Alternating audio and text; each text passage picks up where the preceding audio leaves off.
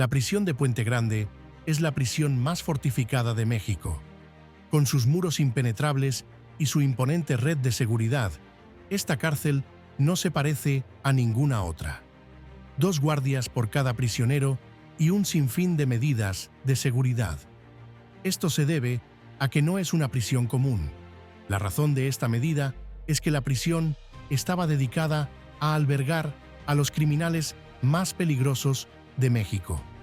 Entre ellos, en la cima de la jerarquía criminal, se encontraban los capos de los carteles mexicanos. Estos no son criminales ordinarios, son los líderes de ejércitos de narcotraficantes y seguidores fuertemente armados, que cuentan con decenas de miles de miembros y todo tipo de armamento imaginable.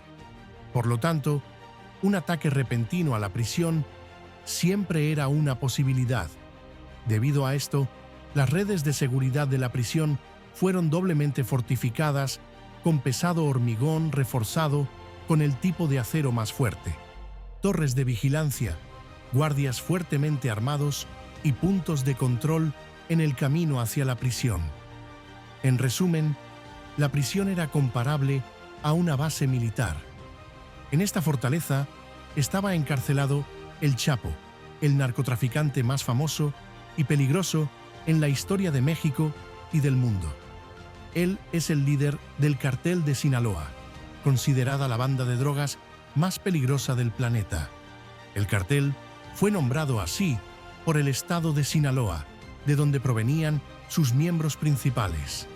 El Chapo fue perseguido durante mucho tiempo y finalmente arrestado por primera vez en 1993, después de una intensa persecución por parte de las autoridades mexicanas.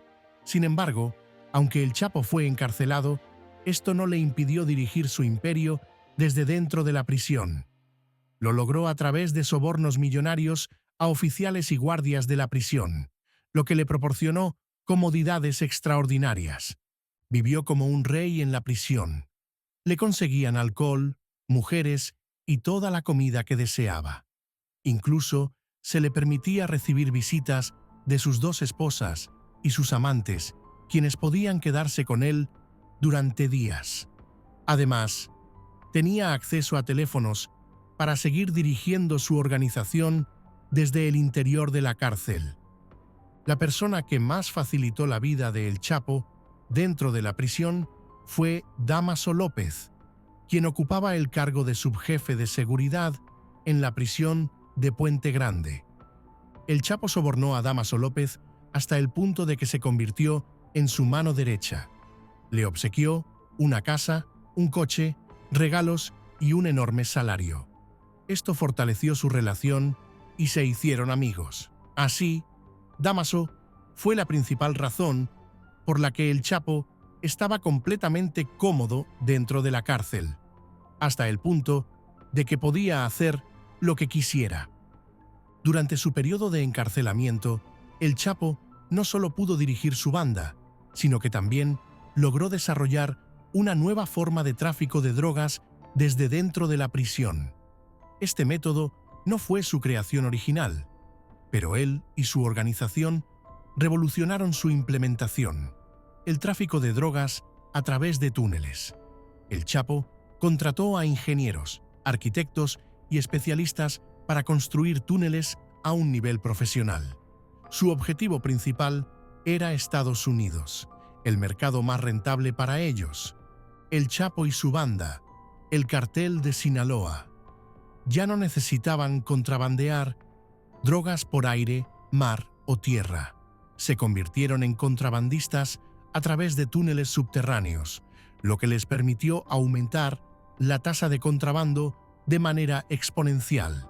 Comenzaron a ganar $20 millones por mes. Irónicamente, el imperio de El Chapo se expandió y creció más mientras estaba en prisión que cuando estaba en libertad. México se negaba a extraditar a líderes de carteles de drogas como El Chapo a los Estados Unidos, a pesar de las constantes peticiones de este país, que era el más afectado por la enorme cantidad de drogas introducidas de contrabando. Estados Unidos argumentaba que sus cárceles eran más fortificadas que las de México y que allí los narcotraficantes estarían muy lejos de sus pandillas y de los oficiales a los que sobornaban, perdiendo así el control sobre sus organizaciones. Sin embargo, las autoridades mexicanas rechazaban tal afirmación, alegando que podían manejar a sus propios criminales. Esta situación alivió a El Chapo, quien, al ver que hacía lo que quería en la prisión de Puente Grande, nunca había pensado en una fuga. Sin embargo, en 2001, la Suprema Corte de Justicia de México presentó una propuesta para crear una nueva ley que permitiría la extradición de algunos criminales mexicanos a América. El Chapo se sintió en peligro cuando escuchó por primera vez sobre esta nueva ley, por lo que inmediatamente comenzó a planificar una fuga que debía llevarse a cabo lo antes posible. Unas semanas después, el Chapo ya había formulado un plan sólido y comenzó a llevarlo a cabo. Sabía que solo unas pocas personas deberían estar involucradas en el plan. Entonces, le dio un gran soborno a su asistente Dámaso y le dijo explícitamente que quería escapar. Dámaso respondió, asegurándole que le ayudaría. El Chapo acordó con su amigo Dámaso reducir el número de guardias el 19 de enero de 2001, que fue el día que planeaba escapar. Por supuesto, Dámaso no reduciría el número de guardias en toda la prisión, sino solo en la sección donde estaba el Chapo. El Chapo también sobornó a uno de los trabajadores de la prisión, llamado Chito. Este era uno de los responsables de la lavandería.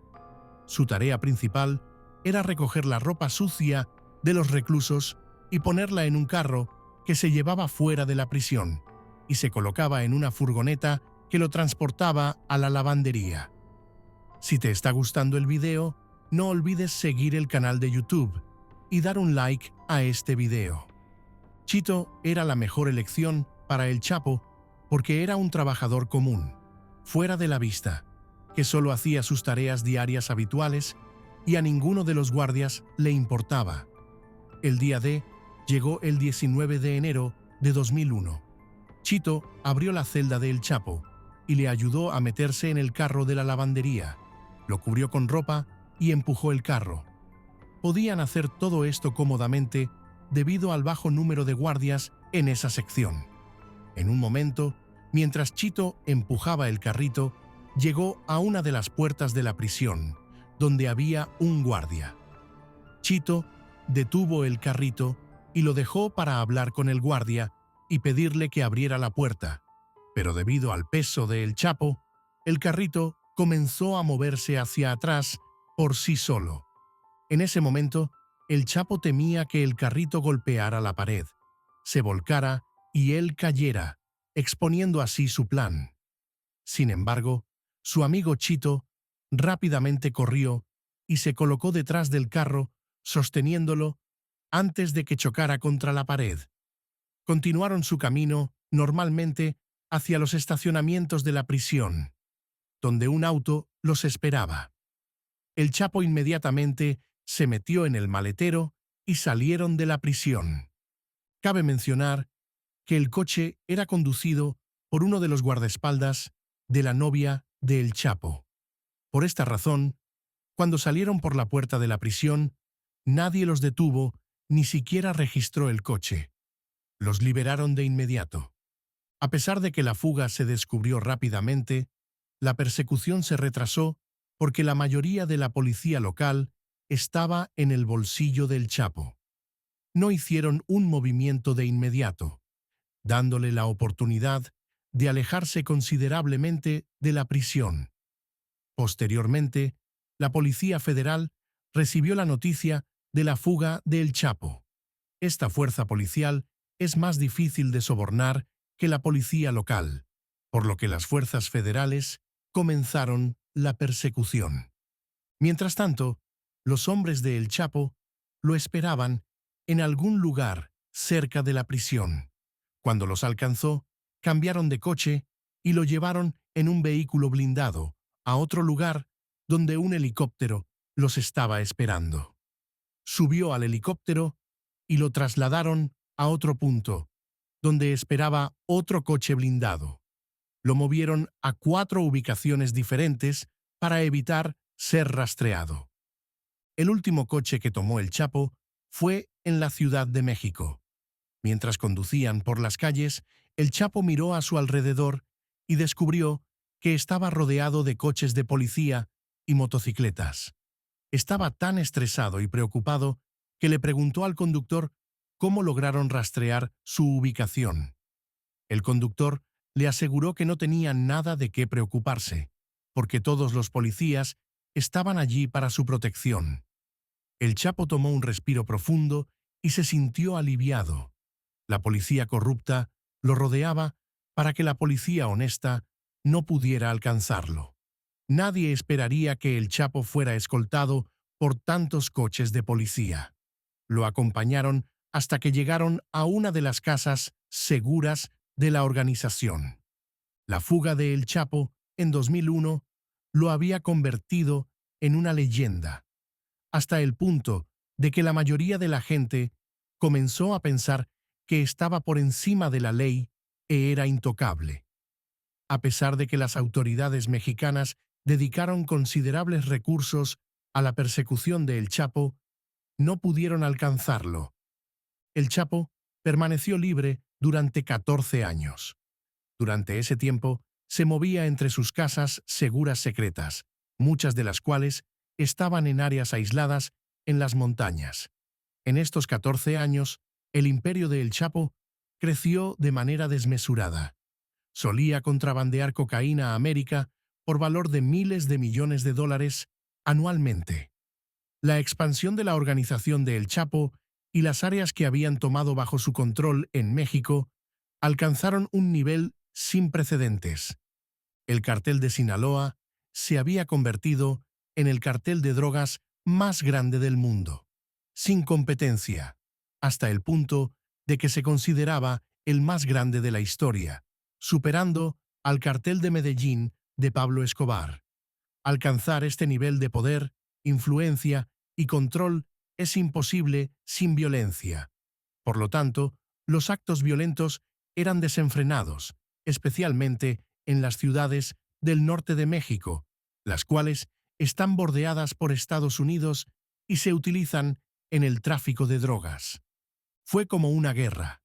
El Chapo y su organización convirtieron estas ciudades en zonas de conflicto, provocando una cantidad de asesinatos sin precedentes y destrucción masiva.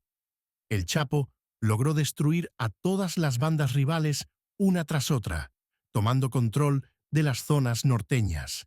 Esto lo convirtió en el dominador más grande y único del movimiento de tráfico de drogas de México a Estados Unidos. Las autoridades estadounidenses y mexicanas querían arrestarlo a cualquier costo, y para esta misión utilizaron todos sus recursos más poderosos. En 2014, 14 años después de la fuga de El Chapo, la inteligencia mexicana, con la ayuda de su contraparte estadounidense, decidió seguir una nueva estrategia: rastrear a las personas alrededor de El Chapo, sus hijos, esposas, yernos y asociados cercanos, porque ellos eran los que más lo conocían. Gracias a su nueva estrategia, lograron llegar al asistente técnico de El Chapo. Este joven era un colombiano en sus 20s. La inteligencia logró convencerlo de trabajar en su beneficio, y con su ayuda pudieron hackear la red de comunicación encriptada utilizada por El Chapo y su organización. De esta manera, lograron identificar su ubicación y supieron que estaba en una casa en Sinaloa, que es la sede de la banda. La casa era una de las casas seguras de El Chapo. Identificaron la ubicación exacta de la casa y, el 17 de febrero de 2014, las Fuerzas Especiales Mexicanas, junto con agentes de la DEA, rodearon la casa y la asaltaron. La casa no era ordinaria.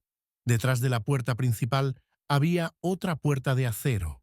Las fuerzas especiales seguían golpeando esta puerta, intentando romperla. Al mismo tiempo, el Chapo estaba durmiendo adentro. De repente, su asistente entró a su habitación gritando y le dijo que el ejército mexicano estaba en la puerta. El Chapo saltó de la cama al oír los sonidos de golpes en la puerta de acero. El Chapo se levantó y empezó a moverse. Las fuerzas que estaban fuera de la casa podían ver movimientos a través de las ventanas. Observaron que había gente moviéndose dentro. Entonces, intensificaron aún más los golpes en la puerta. Las ventanas también estaban fortificadas. Toda la casa estaba blindada, y debido a que las ventanas eran pequeñas, lo que dificultaba la entrada a través de ellas, todo su enfoque y esfuerzo estaban en la puerta. Continuaron golpeando la puerta hasta que se rompió. Luego entraron a la casa con sus armas levantadas, ordenando a todas las personas que estaban dentro que se rindieran y se acostaran en el suelo. Sin embargo, se sorprendieron cuando descubrieron que no había nadie en la casa. Buscaron en todas y cada una de las habitaciones y en cada rincón, pero no había nadie allí, aunque habían visto sombras moviéndose dentro de la casa cuando estaban afuera. ¿A dónde fue el Chapo? Cuando su asistente entró en la habitación para alertarlo, el Chapo se levantó de su cama y fue inmediatamente al baño, no para esconderse, sino para escapar, a través de un túnel. La organización del Chapo se había profesionalizado y tenía experiencia en excavar túneles, no solo para el contrabando de drogas, sino también para escapar. Todas sus casas seguras tenían túneles subterráneos en caso de que la casa estuviera rodeada por la policía. Así, el Chapo podría salir inmediatamente de la casa con facilidad. El Chapo logró escapar por un túnel excavado bajo la bañera. Esta es una imagen real del túnel después de que fue descubierto por las autoridades mexicanas. La entrada del túnel fue diseñada de manera inteligente para que nadie la descubriera, a menos que supiera de ella. Para abrir la entrada secreta, se debía insertar un alfiler en una pequeña abertura detrás del espejo del baño. Esto crearía una corriente eléctrica que desbloquearía el cerrojo que sostiene la bañera. Luego, esta debía ser levantada a mano. La bañera se elevaría fácilmente gracias a los brazos hidráulicos que la soportaban desde abajo. Cuando el Chapo ingresó al túnel, cerró la bañera detrás de él. Por esta razón, las fuerzas de asalto se tomaron su tiempo, buscando en la casa hasta descubrir la entrada secreta. El Chapo logró escapar con su esposa, su asistente y su chef a través del túnel. Cuando las fuerzas especiales se enteraron de la entrada del túnel, el Chapo y quienes lo acompañaban ya habían desaparecido a lo lejos. El Chapo decidió ir a un lugar normal, un sitio donde nadie pensaría que estaría, en lugar de ir a una de sus casas seguras aisladas. Fue a una ciudad costera llamada Mazatlán. Mazatlán es una ciudad turística y nadie esperaría que el Chapo pudiera estar ahí. Pero lo que él no sabía era que su red de comunicación estaba hackeada. Pensó que las autoridades mexicanas encontraron su casa segura por coincidencia, pero no sabía que podrían localizarlo donde quiera que fuera. 5 días después de que escapó de la casa segura, exactamente el 22 de febrero de 2014, las autoridades mexicanas, junto con los agentes estadounidenses, localizaron a El Chapo en uno de los hoteles de la ciudad llamado Miramar. Lograron rodearlo y arrestarlo fácilmente en su habitación.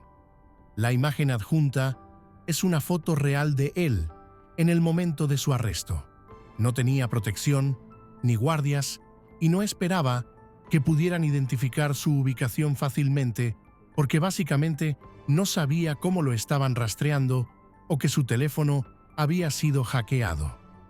Después del segundo arresto de El Chapo, lo llevaron a la prisión de Altiplano, que es una prisión de máxima seguridad y la más fortificada en México. Es posible que te preguntes por qué no lo llevaron a esta prisión la primera vez. La simple razón es que la primera detención de El Chapo fue en 1993. La prisión Altiplano acababa de establecerse en ese momento y no estaba tan fortificada como lo estaba en 2014. Cuando El Chapo fue arrestado por segunda vez, esta prisión era como una base militar debido a la abundancia de guardias, armas y equipos en su interior. El muro exterior está rodeado por un gran número de torres de vigilancia y cada torre está tripulada por 3 o 4 guardias armados con armas pesadas. Aunque las paredes de la prisión son redes, se duplican en 2 capas y a veces en 3 en ciertas áreas. Esta valla de red está construida y reforzada por concreto pesado con 1 metro completo de espesor. Incluso había zanjas. Todas estas fortificaciones eran para prevenir cualquier ataque externo. Como mencionamos antes, los criminales encarcelados tenían ejércitos especiales, así que tenían que estar listos para cualquier ataque externo. Incluso tienen vehículos blindados en la prisión. Además, toda el área de la prisión es una zona de no vuelo. Hay fuentes que dicen que tienen armas antiaéreas en previsión de cualquier ataque aéreo. Por no mencionar las redes de comunicación bloqueadas en toda la zona de la prisión, lo que significa que todos los teléfonos móviles no funcionarían dentro. Lo más importante es que los oficiales y guardias en esta prisión son cuidadosamente contratados para prevenir todo tipo de sobornos. Aunque la cárcel tenía a los criminales y líderes de pandillas más grandes de México, ninguno de ellos logró escapar hasta la llegada de El Chapo. Tan pronto como entró en la prisión, comenzó a pensar en un plan de escape porque temía ser extraditado a América en cualquier momento. Ya que los teléfonos móviles no funcionaban dentro de la prisión, la única manera que tenía de comunicarse con el mundo exterior era a través de las personas que se le permitía visitar: su abogado, Óscar López, y su tercera esposa, Emma Coronel, quien era 32 años menor que él. El Chapo comenzó a coordinar con su esposa para que ella pudiera transmitir sus mensajes a sus hijos y seguidores. Sus 4 hijos eran todos líderes en su organización, pero después de su encarcelamiento, ninguno de ellos tomó el liderazgo. El Chapo tenía otro hombre que no era un miembro de la familia. Lo consideraba su mano derecha: Dámaso López, el ex subdirector de seguridad en la prisión Puente Grande. Después de la fuga de El Chapo en 2001, Dámaso fue culpado y considerado cómplice, por lo que fue despedido y no pudo encontrar trabajo. Como se mencionó antes, Dámaso y El Chapo eran amigos. Por eso, El Chapo le pidió que se uniera a la organización. A lo largo de los años, Dámaso siguió ascendiendo hasta convertirse en la mano derecha de El Chapo y el líder de la organización, después del segundo encarcelamiento de El Chapo. Dámaso pasó de ser un oficial de seguridad de la prisión al líder del cártel de drogas más poderoso del mundo. Ahora, El Chapo comenzó a comunicarse con su mano derecha, Dámaso, y sus hijos desde dentro de la prisión a través de su esposa, y comenzó a movilizarlos para que pudieran sacarlo de la prisión lo más pronto posible, antes de su extradición a América. Estaba realmente asustado por esto. Dámaso y los hijos de El Chapo comenzaron a elaborar un plan para sacar a su líder de la cárcel. Ya que Dámaso era un exoficial de seguridad en una de las prisiones más fortificadas de México, esto le daba una ventaja en la planificación, porque conocía el sistema de seguridad en las cárceles. Por otro lado, El Chapo, dentro de la prisión, pasaba la mayor parte de su tiempo en su celda. Solo se le permitía salir 1 hora al día. También había un rastreador GPS atado a su tobillo todo el tiempo. Su celda estaba bajo vigilancia las 24 horas. Había cámaras dentro de su celda y la ducha estaba detrás de una pequeña pared solo para darle algo de privacidad. El Chapo sabía que era casi imposible escapar de esta prisión, pero persistió en hacerlo a cualquier costo. Y como estamos hablando del Chapo y su organización, es obvio que un túnel estaría incluido en el plan. Pero, ¿cómo lo cavarían y desde dónde? El comienzo de la excavación no sería desde dentro de la prisión. El túnel debía ser excavado desde fuera de la prisión, llevando al interior. Esta puede ser la primera vez en la historia que escuchamos sobre un prisionero y sus seguidores cavando un túnel para él desde fuera de la prisión. Algo casi imposible. El primer paso del plan era comprar un terreno o propiedad lo suficientemente cerca de la prisión para poder cavar un túnel que llevara a ella, pero al mismo tiempo no debería estar tan cerca de una manera que llamara la atención. El problema era que la prisión altiplano estaba ubicada en una zona aislada y rodeada por grandes áreas agrícolas. La prisión era una gran instalación en medio de una vasta área de tierra agrícola sin edificios alrededor. Después de una búsqueda agotadora, la organización de El Chapo logró encontrar un sitio de construcción vacío a aproximadamente 1,5 kilómetros de la prisión. Probablemente era utilizado por los agricultores. Era como un edificio sin terminar. La pandilla compró esta tierra y la registró a nombre de una persona que no levantaba sospechas. La tierra se convirtió en suya y ahora tenían un punto de partida desde el cual podían comenzar a cavar. Pero no era tan simple. ¿Cómo sabrían exactamente en qué celda estaba el Chapo? Además, la celda estaba bajo estricta vigilancia.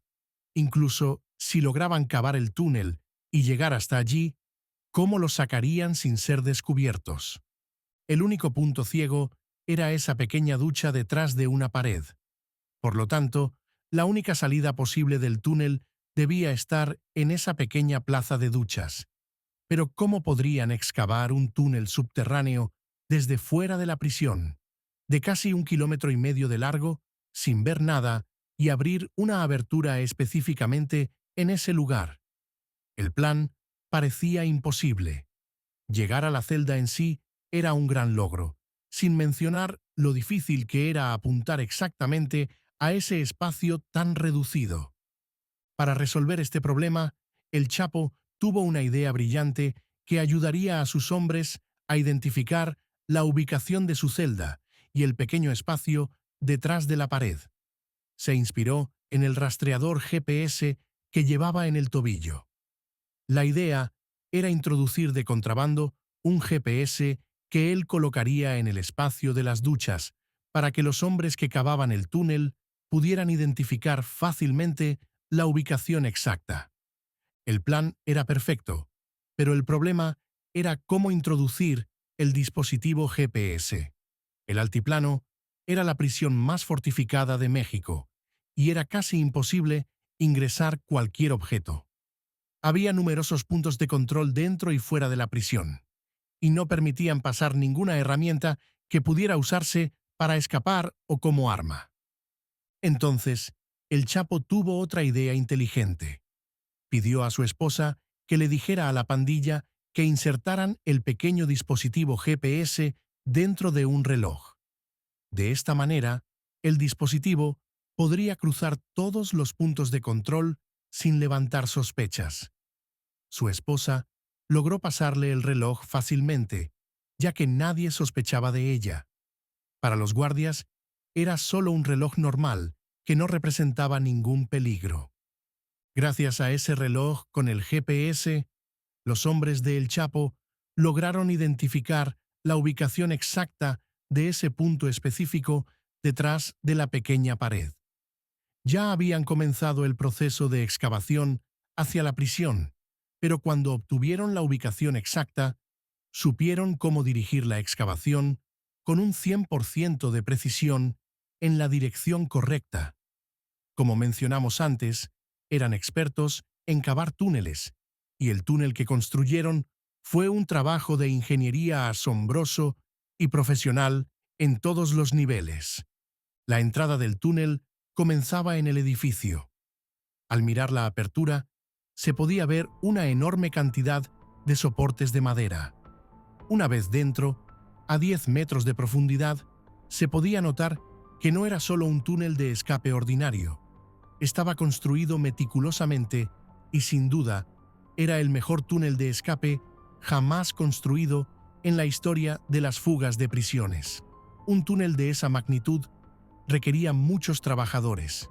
Probablemente había de 10 a 12 personas trabajando sin parar. Primero, necesitaban un sistema de ventilación, así que colocaron tuberías de ventilación a lo largo del kilómetro que cavaron y una máquina de bombeo de aire en la entrada del túnel. También necesitaban iluminación, por lo que colgaron miles de bombillas a lo largo del trayecto y colocaron un generador de electricidad camuflado como una mesa de parrilla de cemento. Habían ocultado todo cuidadosamente. Nada estaba expuesto o visible desde fuera del edificio de ladrillos. Esto era necesario en caso de que los guardias o la seguridad decidieran realizar una inspección repentina. Solo una revisión minuciosa podría revelar lo que realmente estaba sucediendo abajo. Esto fue crucial porque estaban ubicados relativamente cerca de la prisión. La escala de esta operación fue insana: miles de metros de tuberías de ventilación, miles de lámparas y toneladas de arena fueron extraídas del subsuelo, sacadas y desechadas sin ser expuestos. Esto era especialmente impresionante ya que estaban a 1,5 kilómetros de distancia de la prisión y el suelo era plano y vacío, por lo que es extraño que ninguno de los guardias, especialmente los de las torres de vigilancia, los haya notado. Esto demuestra que la banda de El Chapo planeó meticulosamente esta operación y tomó todas las precauciones. Además, dentro del túnel habían instalado un ferrocarril en el que colocaron un carro de excavación personalizado, que parecía estar integrado con una motocicleta. Este ingenioso vehículo servía tanto para transportar la arena como más tarde para ayudar a su líder a escapar. Durante todo el proceso de excavación, El Chapo estaba nervioso y ansioso, ya que temía su extradición a Estados Unidos. Por esta razón, siempre enviaba cartas a sus hombres preguntando por qué el proceso estaba tardando tanto, y ellos siempre respondían que no era tan simple. Requería planificación y esfuerzo, y debían ser meticulosos en lo que estaban haciendo. Finalmente, en junio de 2015, El Chapo recibió noticias de sus hombres. El túnel estaba casi listo. Eligió el 4 de julio de 2015 como el día de su escape. ¿Por qué el 4 de julio? Porque quería insultar a Estados Unidos. El 4 de julio es el Día de la Independencia, una fecha muy importante para los estadounidenses. Con este acto, El Chapo pretendía enviarles un mensaje provocador, demostrando que logró escapar en el día de su celebración. El Chapo sentía un enorme odio hacia Estados Unidos, aunque todo su dinero provenía de allí. Sabía cuánto lo querían capturar y que las autoridades estadounidenses siempre estaban presionando a las autoridades mexicanas para que lo extraditaran. Desafortunadamente para él, sus hombres no lograron completar el túnel a tiempo y aún necesitaba más trabajo, por lo que tuvieron que posponer la operación hasta una semana después. Finalmente, llegó el gran día, el 11 de julio de 2015, el día en que El Chapo escaparía de la prisión en la que pasó casi 16 meses. Este video es de las cámaras de vigilancia que estaban en su celda esa noche. El Chapo miraba una serie de comedia en su pequeña tablet, con el volumen alto para ocultar los ruidos que sus hombres hacían mientras abrían el agujero. Cada cierto tiempo, se levantaba y caminaba por la habitación, esperando una señal de sus hombres. A las 8:10, el Chapo se sentó en el borde de su cama, se puso los zapatos y se dirigió al espacio de la ducha, el único lugar oculto de las cámaras de vigilancia en toda la celda.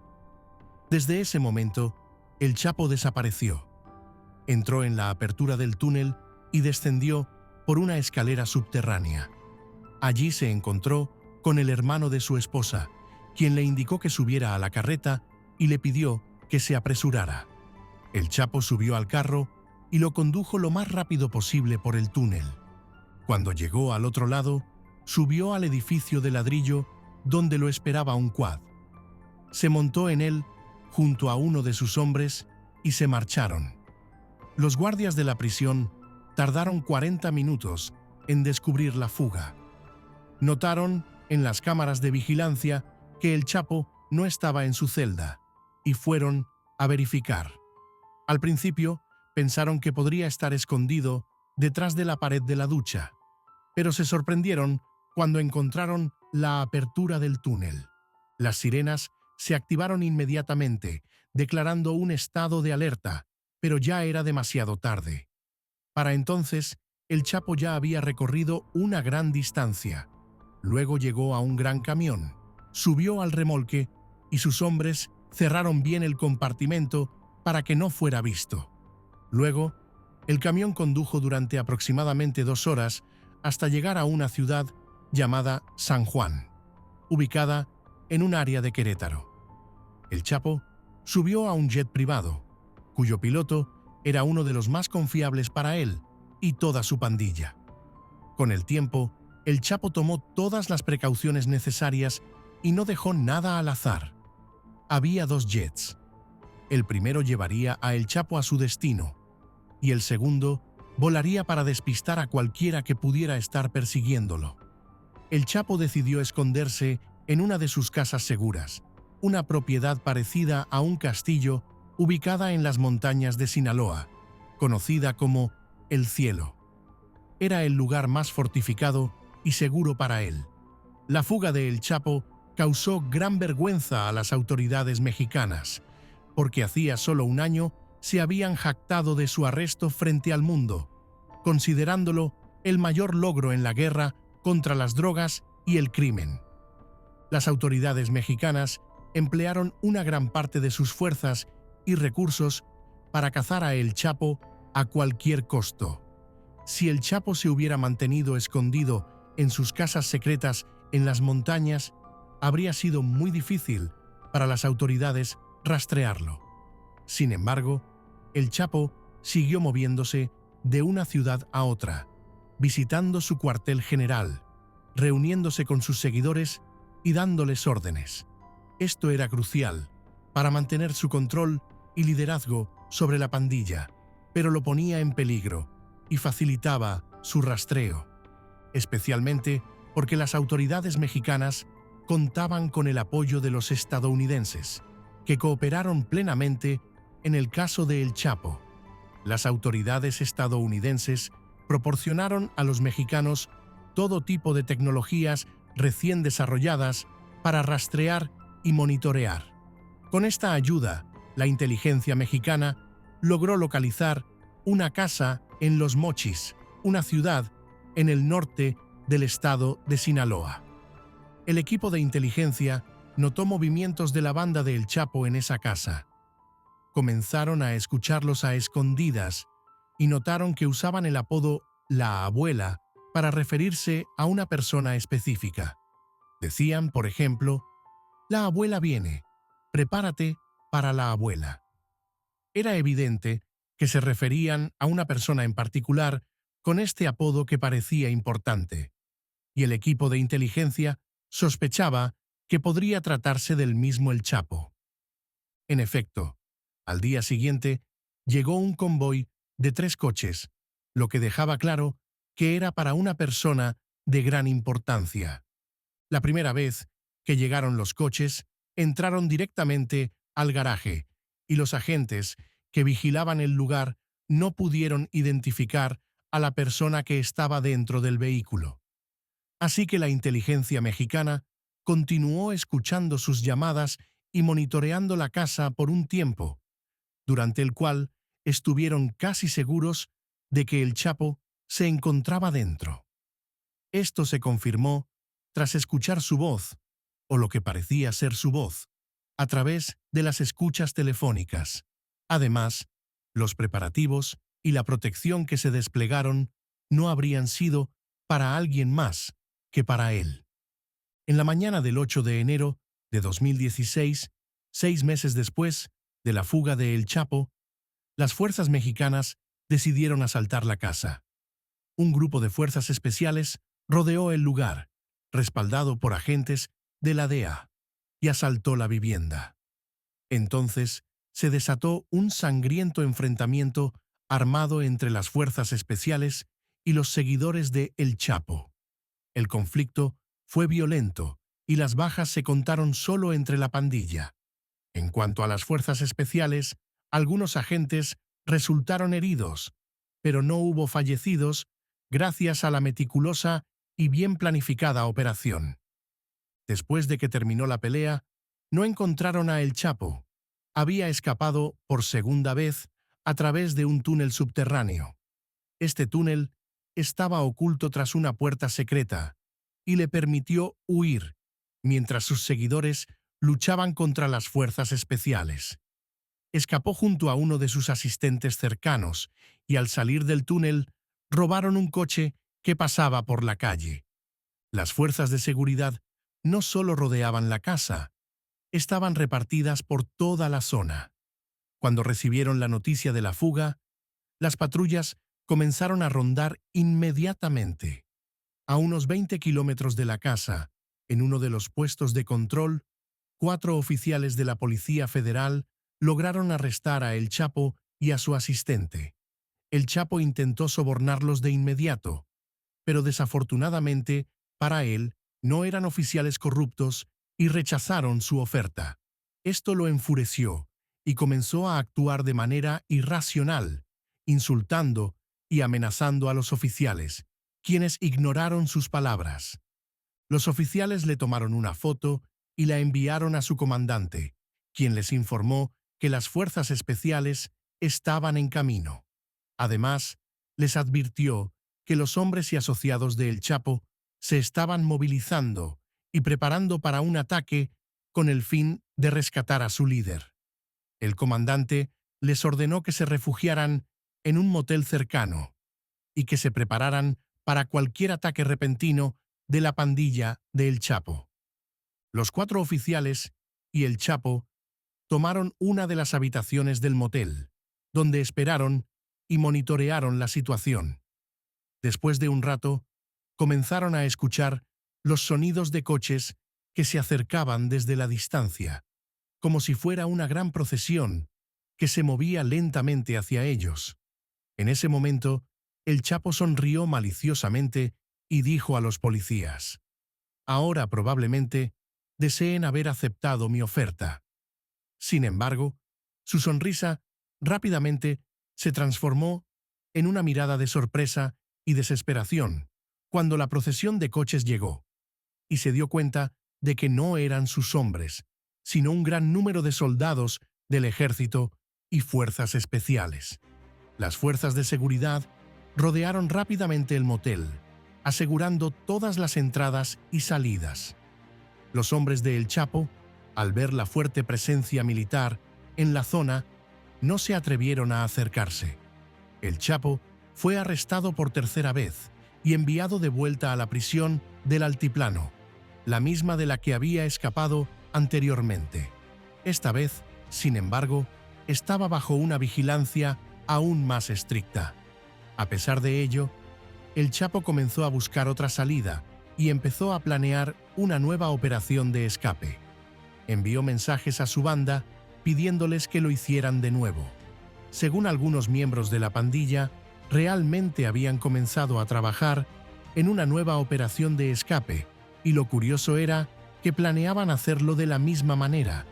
Mientras tanto, las autoridades mexicanas estaban acelerando sus procedimientos para extraditarlo a Estados Unidos, convencidas de que esa era la única solución. El Chapo ya había escapado de Puente Grande en 2001, permaneciendo fugitivo durante 14 años. Había escapado por un túnel debajo de una bañera cuando lo rodearon en una de sus casas seguras y también había logrado huir de la prisión del Altiplano, la cárcel más fortificada de México. Si lograba escapar por cuarta vez, seguiría burlando a las autoridades mexicanas. Por esta razón, el tribunal estaba apresurando los procedimientos de extradición. En un giro dramático, el juez que trabajaba en su expediente de extradición fue asesinado en octubre de 2016, lo que retrasó el proceso. Finalmente, en enero de 2017, el Chapo fue sorprendido cuando los guardias y soldados entraron en su celda. Lo ataron y lo llevaron a un helicóptero que esperaba en el patio de la prisión, y luego fue transferido a un avión especial. Todavía confundido y sin comprender lo que estaba sucediendo, el Chapo se dio cuenta de la gravedad de la situación cuando el avión aterrizó en Nueva York. Al bajar, aún desorientado y mirando a su alrededor, preguntó a uno de los agentes de la DEA: ¿Dónde estoy? El agente respondió: «Estás en Nueva York». Y esta es una foto del líder de la banda de narcotraficantes más poderoso de la historia, con lágrimas en los ojos. Una escena histórica. El Chapo fue juzgado en los Estados Unidos y el juicio duró un largo periodo durante el cual surgieron muchos detalles, testigos y testimonios. Finalmente, en 2019, el Chapo fue condenado a cadena perpetua más 30 años. Actualmente, el Chapo está recluido en una prisión llamada ADX Florence, también conocida como la Supermax de Florence, ubicada en Colorado, Estados Unidos. Esta prisión es considerada la más segura y poderosa de América, albergando a reclusos extremadamente peligrosos incluso para otros prisioneros. Esto significa que todos los reclusos son mantenidos en confinamiento solitario y su interacción con los guardias es muy limitada. El Chapo pasa 23 horas al día en su celda y solo se le permite salir durante 1 hora a lugares cerrados dentro de la prisión, bajo una estricta y fuerte vigilancia. Es probable que el Chapo haya considerado escapar muchas veces, pero seguramente tiene lágrimas en los ojos al darse cuenta de que está lejos de todo su poder e influencia. Si te ha gustado el contenido, no olvides seguir el canal de YouTube, dar un like a este video y escribir en los comentarios que mejorarías para el próximo video. Nos vemos en la próxima.